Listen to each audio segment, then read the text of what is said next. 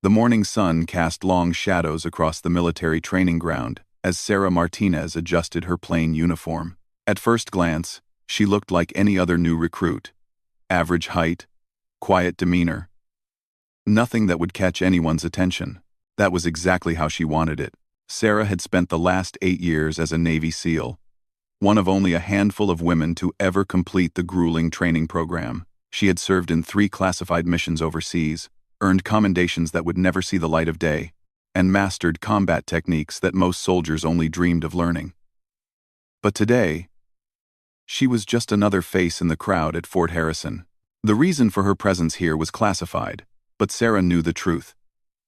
Military intelligence had received reports of corruption within this base's training program.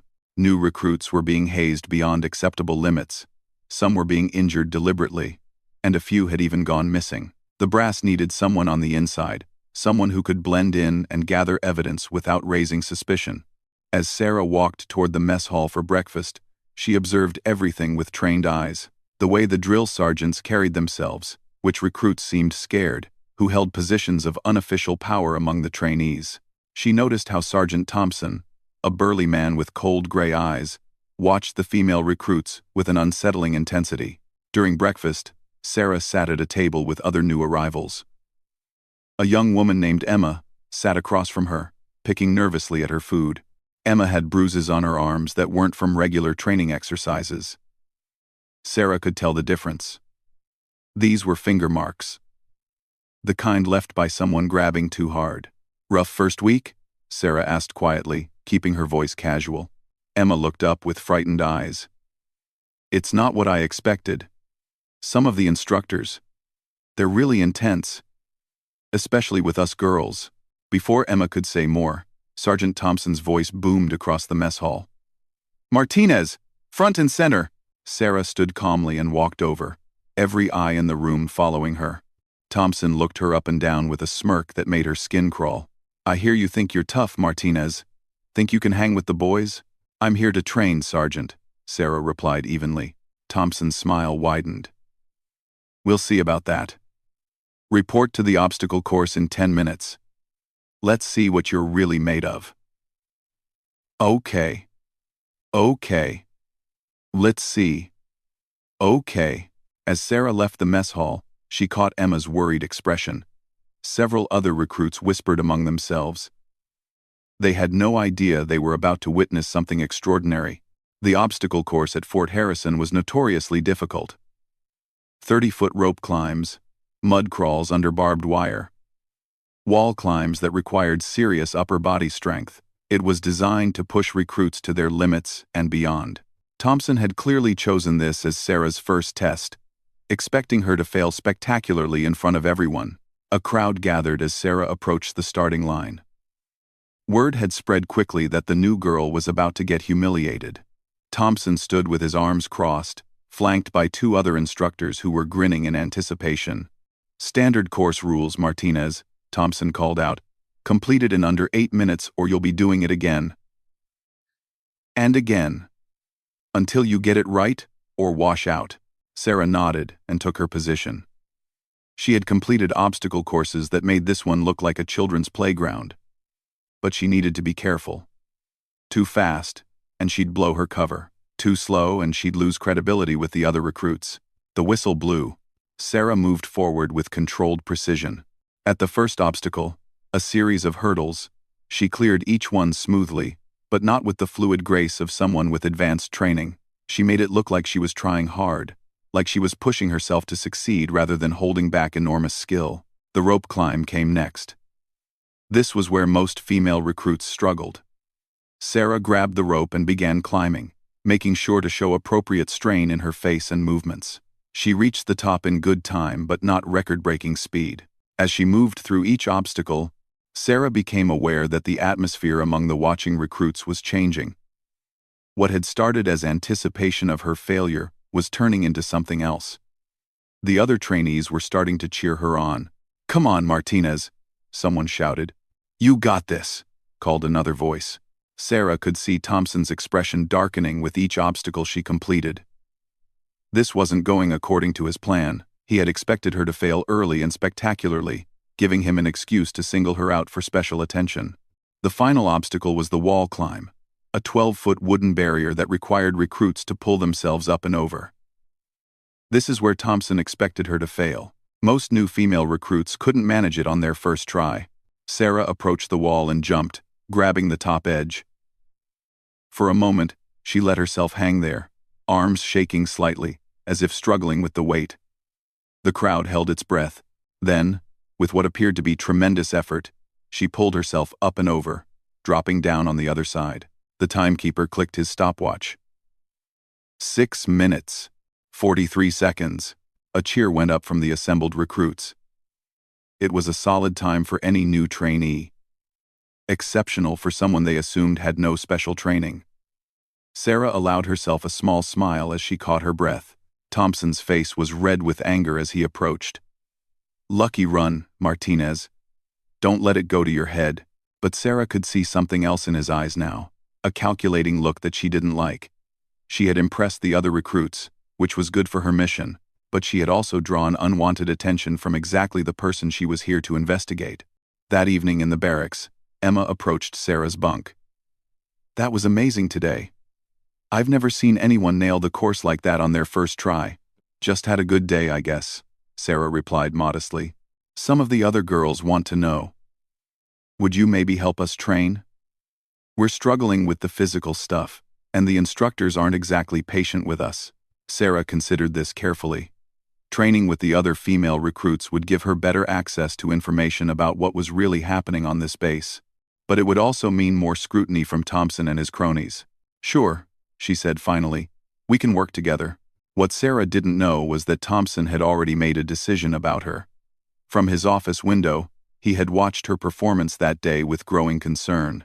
There was something about the way she moved, the way she carried herself, that didn't match her file. New recruits didn't complete that course with such controlled precision. Even the lucky ones. He picked up his phone and dialed a number. "Yeah, it's Thompson. I need you to run a deeper check on a recruit named Sarah Martinez. There's something off about her." As Sarah settled into her bunk that night, she reviewed her first day. She had successfully blended in while gathering initial intelligence about the base's problems. She had made contact with potential witnesses like Emma, and she had established herself as someone the other female recruits could look up to without completely blowing her cover. But she also sensed that Thompson suspected something. The way he had looked at her after the obstacle course run suggested he wasn't buying her act completely. She would need to be even more careful moving forward. Outside, rain began pattering against the barracks windows. Sarah listened to the sounds of other recruits settling in for the night, some whispering nervously about what tomorrow's training might bring. She thought about Emma's bruises, about the fear she had seen in several recruits' eyes, about the missing trainees that had never been properly explained. Tomorrow would bring new challenges, new opportunities to gather evidence, and new dangers as Thompson's suspicions grew. Sarah closed her eyes and focused on her breathing, centering herself the way she had been taught in SEAL training. She would need all her skills for what was coming. In the distance, she could hear the sound of boots on gravel as the night watch made their rounds. The real investigation was just beginning. 3 weeks had passed since Sarah's arrival at Fort Harrison, and the situation was escalating faster than she had anticipated. Her informal training sessions with the female recruits had revealed disturbing patterns of abuse that went far beyond normal military discipline. Emma had finally opened up about what was really happening. Late-night training sessions where female recruits were isolated and subjected to inappropriate physical contact under the guise of conditioning exercises. Punishment details that left recruits injured and humiliated. And most troubling of all, 3 female recruits had requested transfers in the past month, claiming family emergencies that Sarah's investigation suggested were fabricated. Sarah had been documenting everything carefully, using techniques learned in intelligence gathering to record evidence without detection. She had photographed unexplained injuries, recorded conversations with permission, and mapped out the network of instructors involved in the abuse. But she needed more concrete evidence before she could blow her cover and make arrests. The morning sun was barely visible through gray clouds as Sarah made her way to the training grounds. Today's exercise was combat training, hand-to-hand combat techniques that would test every recruit's physical capabilities. It was exactly the kind of environment where accidents could easily be arranged. Sergeant Thompson stood before the assembled recruits, his usual cold smile playing across his lips. Beside him stood 3 other instructors who Sarah had identified as key players in the abuse network: Sergeant Williams, Corporal Davis, and Staff Sergeant Brown. "Today we learn real combat," Thompson announced. "Not playground games, not gentle sparring. Real fighting that could save your life in actual combat situations." Sarah felt her muscles tense as Thompson's gaze found her in the crowd. Something was different about his demeanor today. There was an anticipation in his expression that she didn't like. "Martinez," he called out. "Since you did so well on the obstacle course, how about a demonstration? Show these recruits what you learned in your previous training." The way he emphasized previous training sent alarm bells ringing in Sarah's mind. Had her background check revealed something? She had been careful to maintain her cover story about basic civilian fitness training. But Thompson's tone suggested he knew more than he was letting on. "I'm just a recruit like everyone else, Sergeant," Sarah replied carefully. Thompson's smile widened. "Modest. I like that. Williams, why don't you partner with Martinez for our first demonstration?"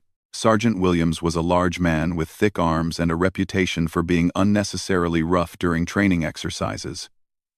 Several recruits had been injured during his sessions, always explained away as training accidents. Sarah realized this was a setup. They were planning to hurt her in front of everyone as a warning to the other female recruits. As they faced off in the center of the training circle, Williams cracked his knuckles menacingly. "Don't worry, sweetheart," he said loud enough for everyone to hear. "I'll try to go easy on you." The other recruits watched nervously. Emma looked terrified, knowing that if Sarah was hurt, their informal support system would crumble. The male recruits seemed uncomfortable, but didn't dare speak up against the instructors. Williams moved forward with obvious intent to overwhelm Sarah quickly. He threw a heavy punch aimed at her midsection, putting his full weight behind it. In a real combat situation, Sarah would have easily countered with techniques that would leave Williams unconscious in seconds. But she needed to maintain her cover. Sarah stepped back, absorbing some of the blow's impact, while making it look like she was struggling to defend herself. She stumbled backward, gasping as if winded. Though the punch had barely affected her. "That's it, Williams," Thompson encouraged. "Show her what real combat looks like." Williams pressed his advantage, throwing a series of increasingly aggressive attacks. Sarah continued to play her role, blocking some strikes while allowing others to land with reduced impact. To the watching recruits, it looked like she was fighting desperately against a superior opponent. But as Williams grew more confident, his attacks became genuinely dangerous. A strike aimed at her throat crossed the line from training exercise to assault. Sarah realized that maintaining her cover might mean serious injury or worse. Emma couldn't take it anymore. "Stop!" she shouted. "You're going to hurt her." Thompson turned toward Emma with a dangerous expression. "Something to say, recruit?" "This isn't training," Emma said, her voice shaking but determined. "This is just beating her up." Other female recruits began murmuring agreement. The male recruits looked uncomfortable but remained silent, understanding the consequences of speaking against the instructors. "Williams," Thompson said quietly, "I think our recruits need a clearer demonstration of what happens to troublemakers." Williams grinned and turned back toward Sarah, but this time his intentions were unmistakably violent. He launched himself forward with a vicious haymaker that would have seriously injured an ordinary recruit. Sarah's training took over before she could stop herself. She sidestepped the punch with fluid precision, grabbed Williams' extended arm, and used his own momentum to flip him completely over her shoulder. Williams crashed to the ground with tremendous force, the air rushing out of his lungs as he lay stunned. The training ground fell completely silent. Sarah stood over Williams' prone form, her stance and positioning revealing years of advanced combat training. The mask had slipped, and everyone could see that she was far more than she had pretended to be. Thompson's eyes narrowed as he studied her stance. "Interesting technique," Martinez. Where exactly did you learn to fight like that? Sarah realized her cover was blown, but she was committed now. Self-defense classes, she said weakly, knowing it sounded ridiculous. Self-defense classes, Thompson repeated mockingly. Davis, Brown, why don't you help Williams give our recruit here some advanced self-defense training? The three instructors moved to surround Sarah, while the recruits watched in horror. They were planning to attack her together, using the chaos to seriously injure or kill her, while claiming it was a training accident. As they closed in, Sarah made a decision. Her mission to gather evidence was important, but protecting the recruits under her watch was more important. It was time to drop the pretense entirely. Stand down, she said, her voice carrying an authority that made all three men hesitate. I don't think so, sweetheart, Thompson sneered, but there was uncertainty in his eyes now. Sarah reached into her pocket and pulled out a small leather wallet, flipping it open to reveal her military identification and SEAL insignia. Special Operator First Class Sarah Martinez, United States Navy SEALs. This is an official investigation into allegations of abuse and misconduct at this facility. The recruits gasped, suddenly understanding why Sarah had seemed different from the beginning. Emma's eyes went wide as she realized the quiet recruit who had been helping her was actually one of the military's elite special operations soldiers. Thompson's face went through several expressions: surprise, anger, calculation, and finally, desperate determination. I don't care what fancy badge you're carrying, you're still outnumbered 3-1. Actually, Sarah said calmly, those aren't very good odds. For you, Thompson signaled to his men, and all three charged simultaneously. What happened next was like watching a masterclass in combat efficiency. Sarah moved with lethal precision, using techniques that the watching recruits had never seen outside of movies. She disabled Davis with a pressure point strike that dropped him instantly. Brown's charge was redirected into a throw that sent him crashing into a nearby equipment rack. Thompson lasted longer, his size and training giving him some ability to defend himself. But within 30 seconds, he too was on the ground, his arm twisted behind his back in a control hold that left him completely immobilized. Sarah looked up at the circle of stunned recruits. Is everyone okay? Emma found her voice first. You're really a Navy SEAL? Yes, Sarah said, maintaining her hold on Thompson. And I've been documenting everything that's been happening here. The abuse, the illegal punishment details, the cover-ups. It's all going to stop. However, as if summoned by her words, the sound of vehicles approaching could be heard in the distance. Sarah had triggered an emergency signal during the fight, calling in backup to secure the scene and begin arrests. You don't understand what you're dealing with, Thompson gasped from his position on the ground. This goes higher than you think. People with real power are involved. Sarah's expression hardened. Then they'll be investigated too. Military police vehicles rolled onto the training ground as other instructors and base personnel began emerging from buildings, drawn by the commotion. Sarah could see the moment when they realized something major was happening. Their casual expressions turned to alarm as they saw their senior instructors disabled and under control. Emma stepped closer to Sarah. What happens now? Now you're all going to give statements about what you've experienced here, Sarah said. And anyone involved in the abuse is going to face consequences. As the military police began securing the scene and reading rights to the defeated instructors, Sarah reflected on how quickly things had escalated. Her cover was blown, but she had protected the recruits and gathered enough evidence to begin dismantling the corruption network. But Thompson's warning about higher-level involvement troubled her. If this conspiracy reached into the upper levels of the military hierarchy, the fight was far from over. The real battle might just be beginning. The military courtroom was packed with personnel from Fort Harrison and beyond. Sarah sat at the prosecution table, having transitioned from undercover operative to key witness in what had become the largest military corruption case in decades. 3 months had passed since the confrontation on the training ground, and the investigation had uncovered a web of abuse and cover-ups that reached much higher than anyone had initially suspected. Emma and 12 other former recruits sat in the witness section, their faces showing a mixture of nervousness and determination. They had found their courage in the weeks following Sarah's revelation. coming forward with detailed accounts of systematic abuse that painted a horrific picture of life at Fort Harrison for female personnel. Sarah's testimony had already lasted 2 days, detailing not just the abuse she had witnessed and documented, but the sophisticated network of officers who had enabled and profited from the toxic culture. Financial records showed that Thompson and his associates had been taking bribes from recruits' families to ensure their children received preferential treatment, while simultaneously targeting others for harassment and abuse. Colonel James Harrison, the base commander whose family name graced the facility, sat at the defense table looking much smaller than his imposing reputation suggested. Sarah's investigation had revealed that he had not only known about the abuse, but had actively participated in covering it up to protect his career prospects.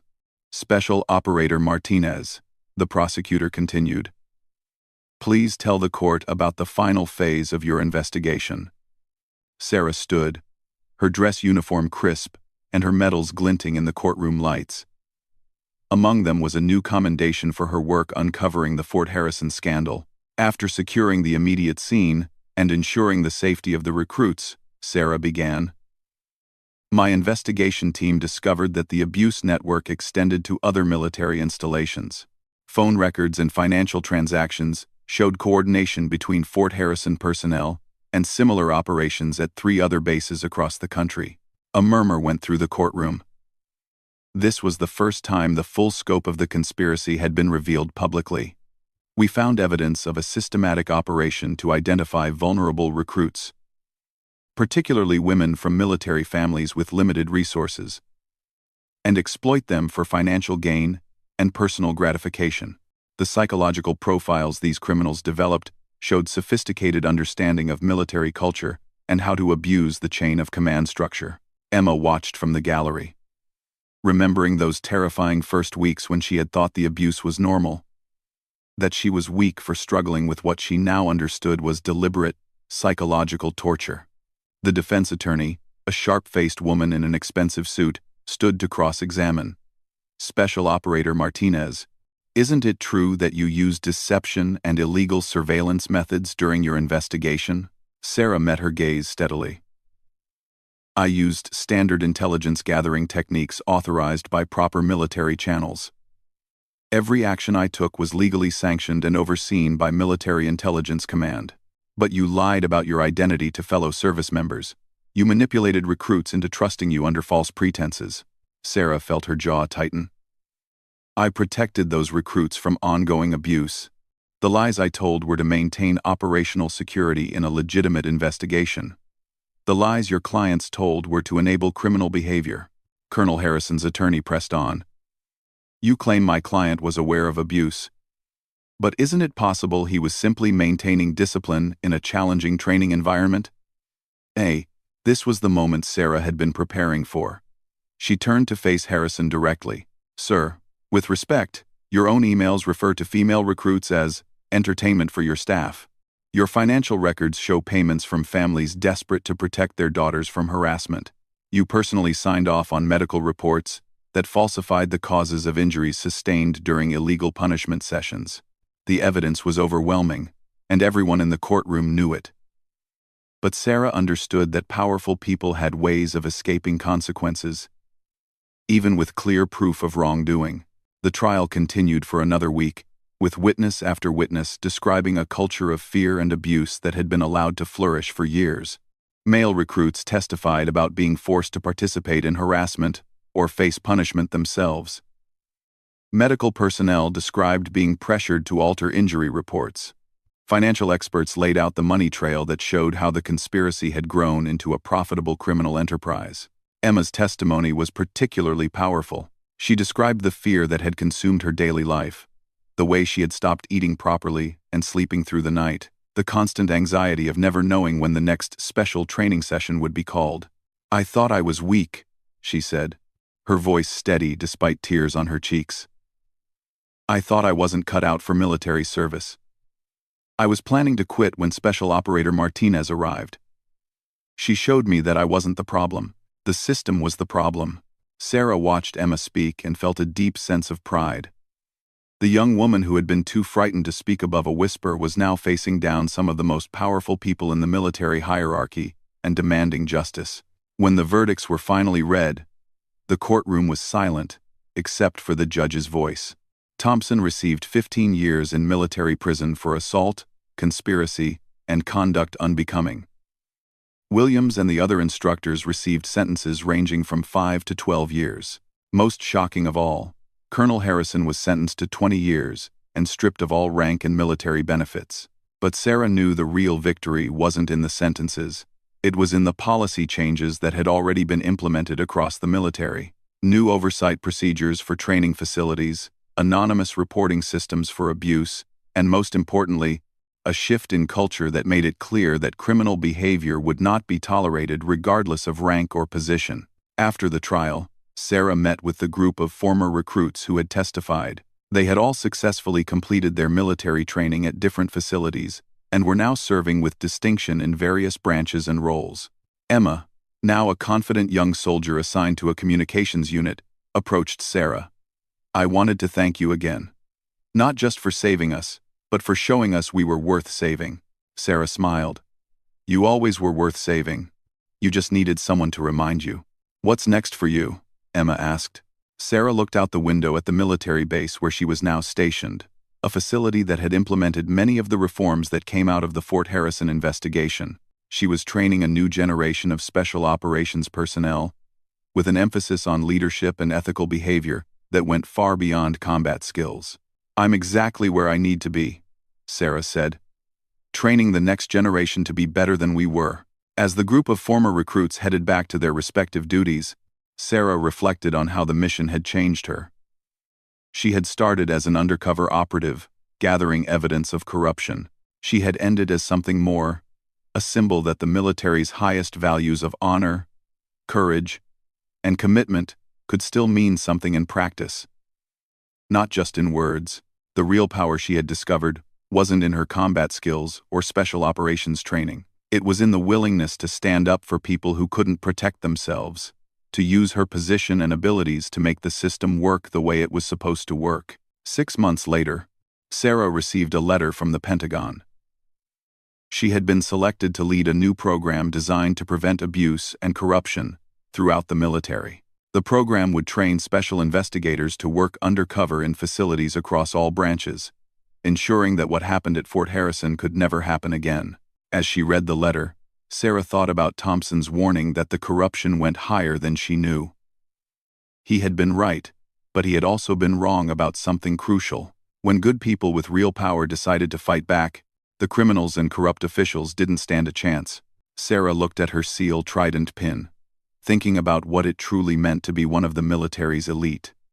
It wasn't about being the toughest or the most skilled in combat. It was about being trusted to do the right thing when no one was watching, to protect those who needed protection, and to uphold the values that made military service meaningful. She picked up her phone to call Emma and the other former recruits who had volunteered to help with the new program. They had all learned something important during those dark weeks at Fort Harrison, that real strength came from standing together against injustice, regardless of rank or position. The fight for a better military culture was far from over. But Sarah knew they were winning, one base at a time, one corrupt official at a time, one protected recruit at a time. They were building something better, and that was a mission worth dedicating her life to. Outside her office window, she could see new recruits going through their training exercises under the supervision of instructors who had been through extensive screening and ethics training. The system wasn't perfect yet, but it was getting better. Sarah Martinez, Navy SEAL and Master of Combat, had discovered that her greatest victory had nothing to do with defeating enemies in battle. It was about creating a military where people like Emma could serve with dignity and pride, knowing they would be protected by the very system they had sworn to protect. That was a kind of strength that no amount of training could teach, and no enemy could ever defeat.